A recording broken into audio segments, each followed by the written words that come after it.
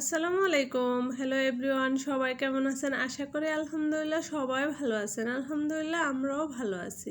আজকে আমি নতুন একটি রেসিপি নিয়ে আপনাদের মাঝে হাজির হলাম। রেসিপিটি দেখার জন্য পুরো ভিডিওটি আমার সাথে থাকবেন। এই তো আমি আজকে বানাবো হচ্ছে রান রুটি আর চিকেন চাপ।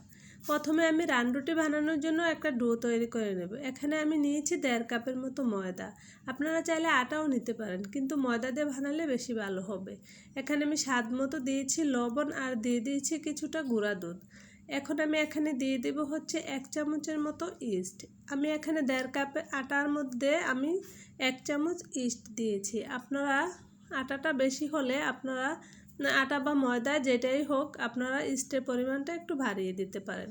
এখন আমি সবগুলো একসাথে ভালো করে মিশিয়ে নিয়েছি। এখন আমি এখানে দিয়ে দিচ্ছি 1 চামচের মতো চিনি আর দিয়ে দেব কিছুটা তেল।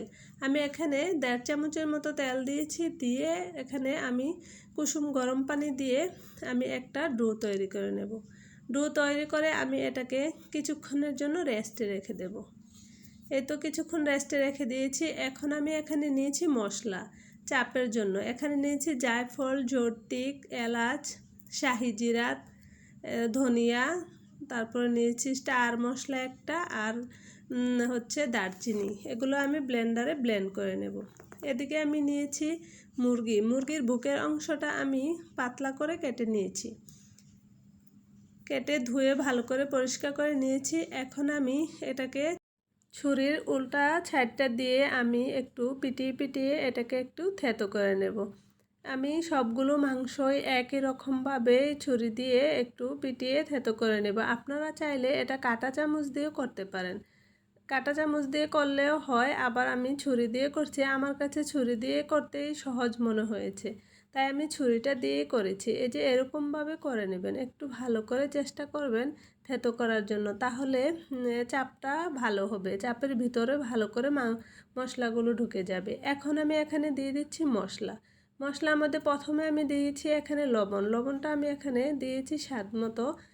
আপনারা আপনাদের স্বাদ মতো দিতে পারেন। এখানে দিয়ে দিয়েছি আমি 1/2 চামচের মতো মরিচের গুঁড়া। এখন আমি এখানে দিয়ে দিচ্ছি হলুদের গুঁড়া।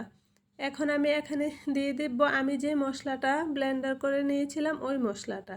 এখানে আমি দিয়ে দেব বিট লবণের পরিমাণটা আমি এখানে কমই দিয়েছি, যেহেতু আমি আগে এখানে লবণ দিয়েছি। এজন্য এখন আমি দিয়ে দিচ্ছি আদা রসুন বাটা 1 চামচের মতো, দিয়ে দিচ্ছি কালো গোলমরিচের গুঁড়া, আর আমি এখানে দিয়ে দিচ্ছি সয়া সস দিলে কিন্তু লবণের পরিমাণটা একটু বুঝে দিতে হবে, যেহেতু আমরা সয়া সসে লবণ ব্যবহার করেছি।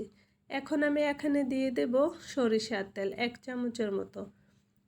1 চামচ সরিষার তেল আমি এখানে দিয়ে দিচ্ছি, আর দিয়ে দেব এখানে কিছুটা টমেটো সস। দিয়ে সবগুলো মশলা একসাথে ভালো করে হাতের সাহায্যে মিশিয়ে নেব। মাংসের সাথে ভালো করে একটু ঘষে ঘষে মাংসটা আমি ম্যারিনেট করে নিচ্ছি। এই তো ভালো করে মশলাটা লাগিয়ে এই মাংসটা আমি প্রায় আধা ঘন্টার মতো রেখে দেব।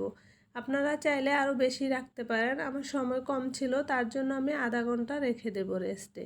রেখে দিচ্ছি এদিকে আমি এখন রান রুটি যে বানানোর জন্য ডোটা তৈরি করে রেখেছিলাম এটাকে একটু ভালো করে মথে নিচ্ছি। ডোটা প্রায় পারফেক্ট হয়েছে। এখন আমি এটাকে 3 ভাগে ভাগ করে নিয়েছি। ভাগ করে নিয়ে আবারও একটু ভালো করে মথে আমি রুটি তৈরি করে নেব। আমি 3টা রুটি তৈরি করে রুটিগুলো আমি আবার কিছুক্ষণ বেলে রেখে দেব 10 মিনিটের মতো, তাহলে রুটিটা খুব সুন্দর করে ফুলে উঠবে। এই তো রুটি বলা প্রায় হয়ে এসেছে। এখন আমি এগুলো কিছুক্ষণের জন্য রেখে এদিকে আমি মুরগির যেই চাপটা এখন আমি ভেজে নেব। এই তো চুলায় আমি পাতিলে তেল দিয়েছি। তেলের পরিমাণটা আমি এখানে কমই দিয়েছি, কম তেলেই দিবেন। দিয়ে চুলার আঁচটা লো হিটে রেখে ভাজার চেষ্টা করবেন, তাহলে চাপটা খুব সুন্দর মতো ভাজা হবে, খেতেও ভালো লাগবে। এই তো আমি এখন এক পিঠ হয়ে এসেছে, উল্টে দিচ্ছি। এরকমভাবে উল্টে পাল্টে একটু ভালো করে চুলার আঁচটা লো হিটে রেখেই ভাজতে হবে।